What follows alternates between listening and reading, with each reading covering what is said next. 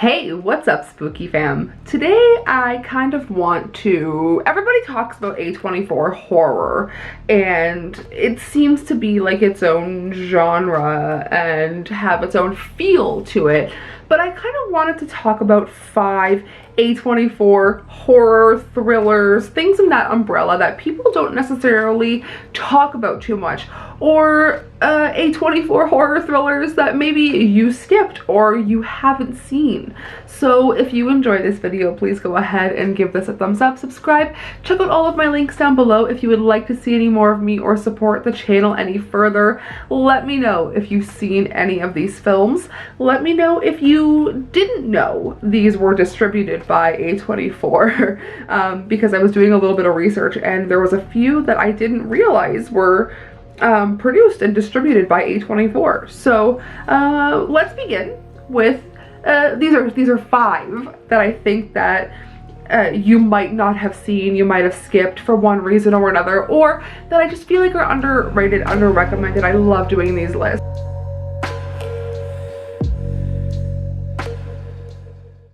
Let's start off with number 5 and a film called Mojave from 2015.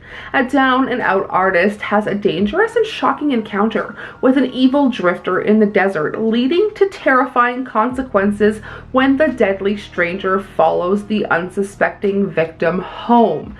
This one stars Garrett Hedlund and Oscar Isaac, which I feel like is a really cool pairing, and has to deal with a doppelganger situation, and this one is definitely more along the lines of a thriller, so I wouldn't necessarily call it a full horror movie at all. But moving on to number 4 and Life After Beth from 2014, Zach is devastated after the death of his girlfriend Beth. When she mysteriously returns, he gets a second chance at love. Soon his world will be turned upside down. This is a full horror comedy. This one has Aubrey Plaza in it, and I feel like the director, Jeff Baena, always casts the same people in his movies, like Alison Brie, Aubrey Plaza. If you've seen, I believe it's called The Little Things? No, the movie The Little Hours. He did The Little Hours and Life After Beth, which both star Alison Brie and Aubrey Plaza. Also, he did Horse Girl, which is on one of these lists, so that's a full circle moment. That one also stars Alison Brie. Number 3, we have a film called The Monster from 2016. A mother and her 10-year-old daughter are trapped in a forest. There's something in the forest, something unlike anything they've ever heard before, something that lurks in the forest and it's coming after them. This one is a drama horror, and I feel like there are so many films called The Monster or like things that have to deal with that, but each of them like unique in their own way, and this one I feel like is definitely unique in its own way. And it does star Zoe Kazan, who is a familiar face, for me at least. So let me know if you've seen this one. Let's move on to number 2 and a film that I did not enjoy, but I feel like there is an audience for it, and that's why I'm recommending it. And it is a film called Woodshock from 2017. A haunted young woman spiraling in the wake of a profound loss is torn between her fractured mental state and the reality-altering effects of a potent cannabinoid drug. Okay, this one is more of a drama thriller, but it does star Kirsten Dunst, which I feel like is the only redeeming factor, but even Kirsten Dunst smoking weed didn't do it for me. This one is directed by the Molivi sisters, and they are actually the creators of Rodarte, which is a clothing brand.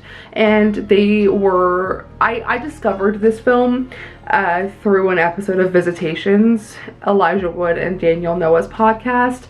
And I was listening to the sisters kind of talk about making this film and whatever, and I was kind of really excited to watch it, but it's just one of those really slow art films that's all about the vibes. And I guess that's what you get with A24. They are all about the vibes, and this one definitely does not disappoint. All right, let's wrap it up with the last film on this list, number 1, a film called Slice from 2018. In a spooky small town where a slew of pizza delivery boys are slain on the job, 2 daring survivors set out to catch the culprits behind the cryptic crime spree.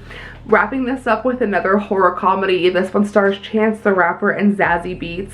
If you just want like a kooky, almost like, I feel like it's trying to be in the True Blood world, but it just doesn't go all the way.